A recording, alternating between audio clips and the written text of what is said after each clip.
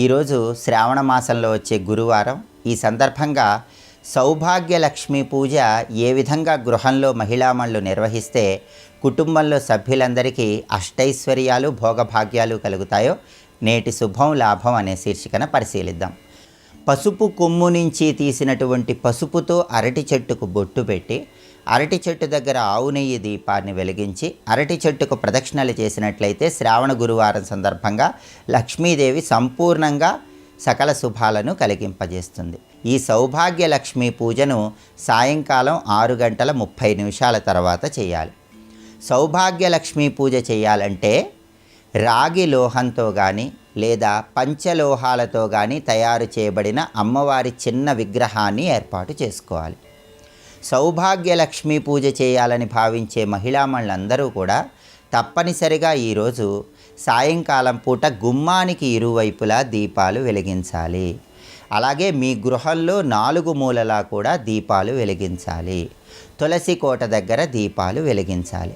ఆ తర్వాత ఎరుపు రంగు చీర, ఆకుపచ్చ రంగు రవిక వస్త్రము ధరించి పూజా మందిరంలో పూజాపీఠం మీద ఒక ఎరుపు రంగు వస్త్రాన్ని ఏర్పాటు చేయాలి.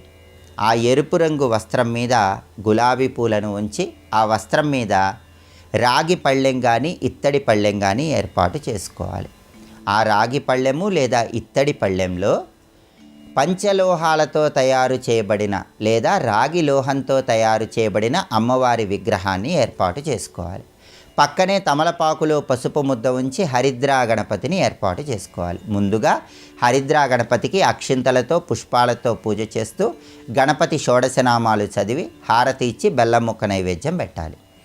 హరిద్రా గణపతి పూజ పూర్తయిన తర్వాత అమ్మవారి విగ్రహానికి ఆవు పాలతో పసుపు కలిపిన నీటితో అభిషేకం చేయాలి. ఆ తర్వాత అమ్మవారి విగ్రహానికి గులాబీ పూలతో పూజ చేస్తూ లక్ష్మీ అష్టోత్తర శతనామావళి చదవాలి. అంటే లక్ష్మీదేవి 108 నామాలు చదవాలి.